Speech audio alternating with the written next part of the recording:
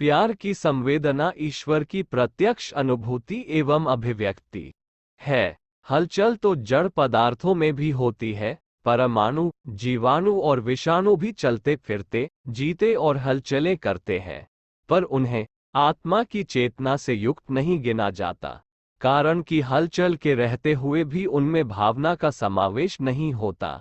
भावनाओं से संपन्न चेतना का ही दूसरा नाम आत्मा है। आत्मा की परमात्मा के रूप में परिणति तब होती है जब उसमें प्यार का अमृत भरा निर्झर लहराने लगता है। प्रेमी प्रकृति को ईश्वर की प्रतिध्वनि प्रतिच्छाया कहा जाए, जो उसमें कुछ भी अत्युक्ति न होगी।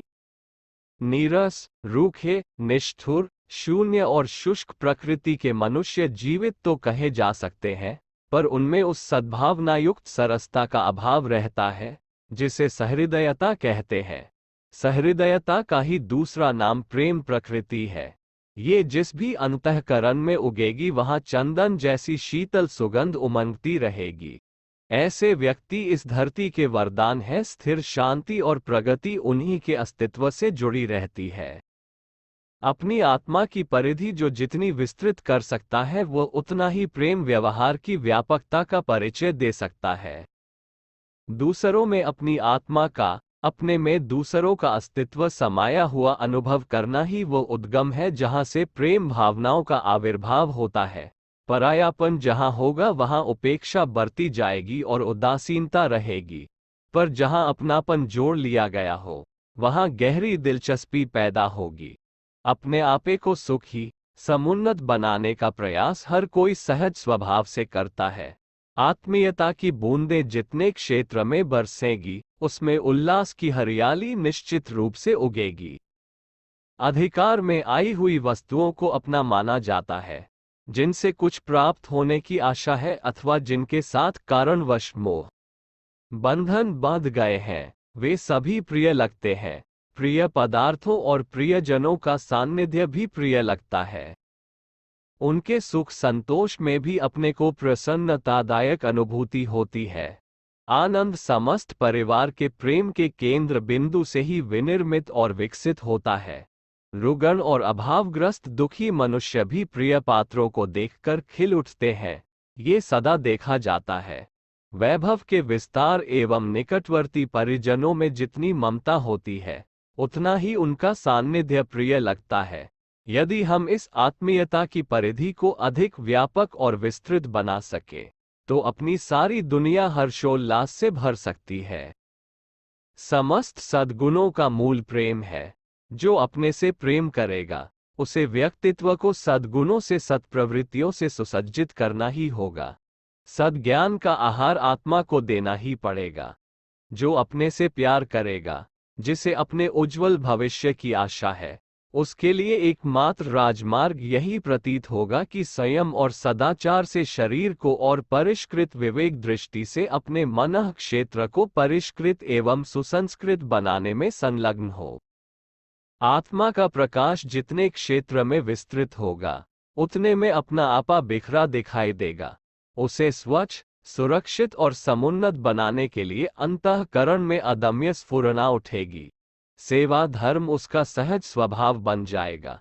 जब अपने समान ही दूसरों को भी सुखी संपन्न बनाने की आत्मभावना विस्तृत हो उठेगी, तो अपनी ही भांति उन्हें भी सुखी समुन्नत बनाने के लिए ऐसी उत्कंठा उगेगी जिसे रोकना या दबाना संभव ही न हो सके। मोह और प्रेम में वही अंतर है जो काया और छाया में होता है। छाया तो काया से मिलती जुलती तो होती है, पर उसमें न तो जीवन होता है और न बल। फोटो देखकर आभास तो मूल मनुष्य का होता है, पर उस कागज के टुकड़े से प्रयोजन कुछ सिद्ध नहीं होता। मोह में जलन भर होती है, पर वह प्रकाश और उल्लास नहीं होता जो प्रेम में पाया जाता है। प्रेम में प्रेमास्पद की प्रसन्नता का ध्यान रखा जाता है। मोह में प्रेमी को अपनी इच्छानुसार चलाने की ललक रहती है। मोह तब प्राप्त होता है जब मनोरथ की पूर्ति होती है। उसमें व्यवधान आने पर खींच और झुंझल का उद्वेग उमड़ता है। इसके विपरीत प्रेम में चाहने का पाने का कोई प्रश्न ही नहीं रहता, जिसमें प्रेमास्पद को सुविधा और प्रसन्नता अनुभव हो। वही सोचना उचित लगता है और वही करने की आकांक्षा उठती है। मोह में प्रेमास्पद पर यह दबाव डाला जाता है कि वह इच्छानुकूल कार्य करे, पर प्रेम में अपने को ही उसके संकेतों पर चलने एवं ढलने के लिए उत्साह उमड़ता है। मोह अंधकार में भटकता है, उसमें भय, आशंका, असफलता की संभावना बनी रहती है, पर प्रेम तो शाश्वत है, उसमें सफलता के अतिरिक्त और कहीं कुछ है ही नहीं। प्रेम एकांगी होता है, वह अपने पक्ष में ही परिपूर्ण होता है, दूसरा उसे स्वीकार करता है या अस्वीकार, इससे सच्चे प्रेमी की स्थिति में कोई अंतर नहीं आता। मूर्ति पूजा प्रेमयोग की साधना का एक उत्कृष्ट माध्यम है। भक्त इष्ट देव की प्रतिमा पर अपनी श्रद्धा भक्ति का आरोपण करता ही चला जाता है। वह यह नहीं देखता कि प्रतिमा ने प्रत्युत्तर दिया या नहीं। मूर्ति सदा मौन ही रहती है, कभी बदले में प्रेम प्रदर्शित नहीं करती तो भी भक्त के मन पर उसकी कोई बुरी प्रतिक्रिया नहीं होती। वह अपने प्रेम पक्ष को अपने में पूर्ण मानता है और विश्वास करता है कि प्रतिमा का कोई प्रत्युत्तर न मिलने पर भी उसकी साधना की प्रगति में कोई अंतर आने वाला नहीं है। मीरा के गिरधर गोपाल एकांगी थे। पाषाण प्रतिमा में से जीवंत कृष्ण का सृजन मीरा की एकांगी श्रद्धा ने ही संपन्न कर लिया था। एकलव्य की साधना में ये तथ्य और भी अधिक स्पष्ट हो जाता है। प्रेम अपने आप में आनंद से ओतप्रोत है, उसकी उपलब्धि के बाद और कुछ पाने योग्य रह नहीं जाता। प्रेम अपने अतिरिक्त और कुछ किसी को नहीं देता और वह प्रेमी की अहाता से कम कुछ मूल्य भी स्वीकार नहीं करता। कामनाओं के जाल में मोहासक्ति ही उलझी रहती है। जो चाहता है वह प्रेमी नहीं हो सकता। लेन देन की यदि कुछ प्रेमी और प्रेमास्पद के बीच गुंजाइश भी है तो इतनी ही कि वह दिया हुआ दुहक शिरोधार्य करता है और अपने सुखों को निछावर करने से पीछे नहीं हटता। प्रियतम का दिया दुहक लेकर तपस्वी बना जाता है और उसे अपना सुख देकर त्यागी की पंक्ति में बैठने की पात्रता प्राप्त होती है। दिव्य प्रेम की परिणति आत्मदान में होती है। आत्मदान और दिव्य प्रेम को अन्योन्याश्रित समझा जाना चाहिए। परमेश्वर को देने के लिए मनुष्य के पास पवित्र प्रेम के अतिरिक्त और कुछ अपनी वस्तु है भी नहीं। पदार्थ तो प्रकृति के हैं, प्रकृति परमेश्वर की। कोई वस्तु ऐसी नहीं जिसे हम अपनी कह सकें और परमेश्वर को अर्पण कर सकें। यदि प्रेम रहित मन स्थिति में अपने वैभव का थोड़ा सा अंश दे भी दें तो उतने से परमेश्वर को संतोष नहीं हो सकता। प्रियतम की तृप्ति आत्मदान से ओतप्रोत दिव्य प्रेम के बिना हो ही नहीं सकती। जहाँ प्रेम और आत्मदान के साथ समग्र वैभव भी जुड़ा होता है, वहाँ आत्मदानी का ऐसा कुछ बचता ही नहीं जो उसने अपने प्रियतम के चरणों पर अर्पण न कर दिया हो। आत्मदानी के धन, यश, वैभव, विलास, मन, मस्तिष्क आदि का उपयोग परमेश्वर के लिए उसके संकेतों पर निछावर करने के लिए ही सुरक्षित रहता है। इससे कम में न प्रेम की पूर्णता होती है और न प्रेमास्पद को संतोष। दिव्य प्रेम अनवरत होता है, उसके लिए अलग से समय निर्धारित करने की आवश्यकता नहीं पड़ती।